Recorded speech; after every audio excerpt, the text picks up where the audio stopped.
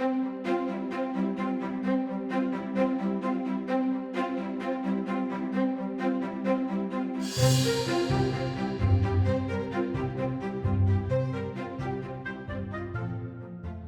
United States economy expanded mightily in the years after the Civil War.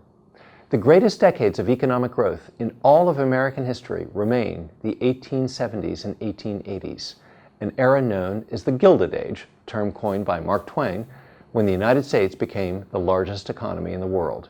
This is a premier position it has maintained to this day. Critics of the great businesses of this epic era contend that wealthy industrialists were greedy robber barons who manipulated markets, safeguarded monopolies, and mistreated their workers. This view, that the era of a century and a quarter ago was dominated by rich plutocrats, remains the dominant view among some historians, who believe in the importance of government heavily regulating businesses in order to discourage their bad behavior.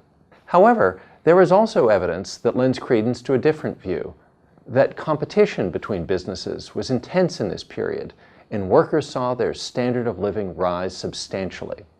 Other historians have adopted this more positive view of the Gilded Age, arguing that the extraordinary economic growth lifted people out of poverty, and that heavy government regulation stifles such growth and worsens outcomes. Debates over business and regulation in the Gilded Age among historians mirror such debates in politics today. But all historians agree that the size and scope of businesses expanded dramatically in the second half of the 19th century. Railroads were the first capital-heavy business to spread out nationally, and this even before the Civil War, requiring the services of a new class of professional managers. Mass production in factories also became widespread in the latter half of the 19th century. These huge new manufacturers became the nation's first widely held public stock corporations. Management techniques perfected in this period included both horizontal integration, which is merging with competitors, and vertical integration, which is buying up all aspects of the production process, from raw materials to the marketing of the finished good. The two businessmen, along with the banker J.P. Morgan, who embodied the business success of the post-1865 period, were Andrew Carnegie and John D. Rockefeller. Carnegie, the steel magnate, bought out competitors as he equipped his factories with the latest technologies and innovative processes that enabled him to cut costs and set prices below that of his remaining competition. Rockefeller made similar moves in what became the dominant company in its industry, Standard Oil. After the Civil War era inflation died out in the 1860s, prices gently fell by about 1% per year until the 1890s. This was a boon to savers who saw their nest eggs grow, and to consumers who could buy ever cheaper consumable goods every year. But some farmers were hit hard by the deflation of this time because they had borrowed to buy land and equipment. However, the engineering revolution of this period also led to enormous leaps in farm productivity, enabling many workers to leave the farm and seek out better opportunities in urban areas. Small businesses also prospered in this era. The typical large-scale business of this period did not have the ability to market to all niches.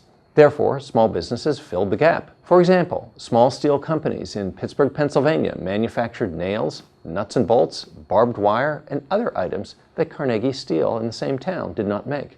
By modern standards, workers toiled for long hours in dangerous conditions.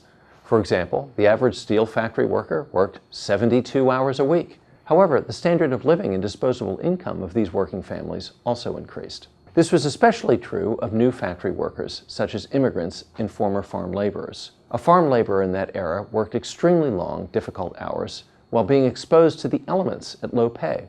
So for many, factory work seemed like a great opportunity by comparison. Unskilled workers saw their wages increase 44% from the Civil War all the way until World War I, and skilled workers, those who knew a craft such as carpentry, plumbing, steel rolling, or even how to work with new electricity, did even better. This era is also remarkable for the millions of immigrants who came to the United States, particularly from Eastern and Southern Europe. They came in such huge numbers because of the increasing opportunity that the United States offered in this profound era of economic growth and industrialization.